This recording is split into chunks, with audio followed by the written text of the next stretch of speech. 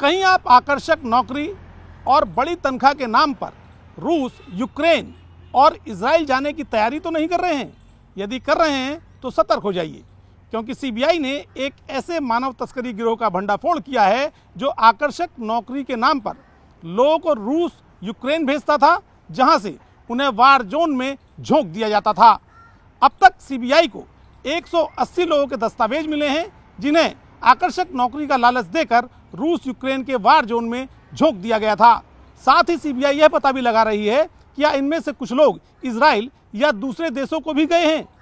CBI को इस बाबत सूचना मिली थी कि आकर्षक नौकरी और बड़ी तनख्वाह के लालच में लोगों को रूस और यूक्रेन भेजा जा रहा है। यहाँ तो उन्हें सब्जबाग दिखाए जाते थे कि वो रूस, यूक्रेन जा रहे हैं, जहाँ उन्हें आकर्षक नौकरी मिलेगी, उन्हें बढ़िया तनख्वाह मिलेगी, रहने को घर मिलेगा, और इसके नाम पर यहाँ के एजेंट उनसे बाकायदा अपना कमीशन लेते थे, वीज़ा लगवाने के नाम पर पैसे लेते थे और फिर उन्हें रूस और यूक्रेन भेज दिया जाता था। जब ये लोग रूस और यूक्रेन पहुँचते थे तो वहाँ पर इन लोगों की, जिन लोगों से साठगांठ होती थी, वो इन लोगों से उनके जो पासपोर्ट हैं, जो भारतीय पासपोर्ट हैं, अपने कब्जे में कर लेते थे और उसके बाद शुरू होता था एक दूसरा सिलसिला। इन लोगों को जबरन लड़ाई लड़ने की कला सिखाई जाती थी और इसके बाद रूस यूक्रेन बॉर्डर पर लड़ने के लिए भेज दिया जाता था। ऐसे 2 लोग अब तक मारे जा चुके हैं और अनेक लोग अभी भी लापता हैं। सीबीआई को जब इस बाबत सूचना मिली तो उसने भारत के दिल्ली, पंजाब,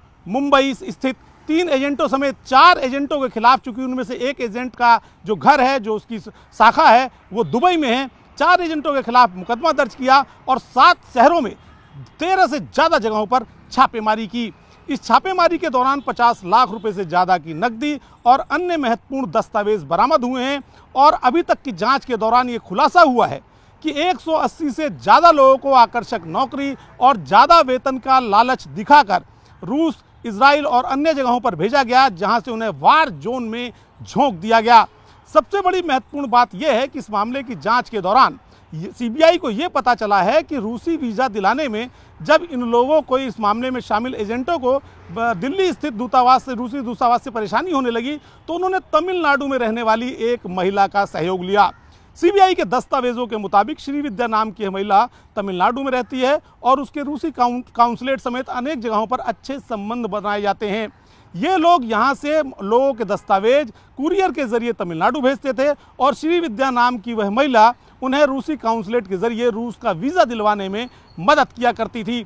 इस मामले में जो पैसे आते थे, दिलचस्प बात यह है कि यहाँ से जो लोग जा रहे थे, जो लोग धोखाधड़ी का शिकार होते थे, उनसे तो ये एजेंट पैसा लेते ही थे, प्लस रूस में जिन लोगों के पास ये वार जोन में लड़ने के लिए भेजते थे, पता चला है कि वहाँ से भी पैसा आता था। ये घोटाला इतना बड़ा है कि सीबीआई को इस मामले की जांच के दौरान भारतीय नागरिकों के अलावा रूस में रहने वाले 3 लोगों के खिलाफ मुकदमा दर्ज करना पड़ा है और उन लोगों के नाम भी एफआईआर में शामिल किए गए हैं, जिनमें से एक रूसी महिला भी शामिल है। पता चला है कि जो लोग यहाँ से रूस जाते थे, ये लोग उन्हें वहाँ वार जोन में झोंकने का काम करते थे। फिलहाल सीबीआई की इस मामले में लगातार जांच जारी है और आने वाले समय में और बड़ा खुलासा होगा कि इन एजेंटों के जरिए और कितने लोगों को मूर्ख बनाकर आकर्षक नौकरी और बड़े वेतन के लालच में विदेश भेजा गया, जहां उनके साथ कुछ और ही हुआ।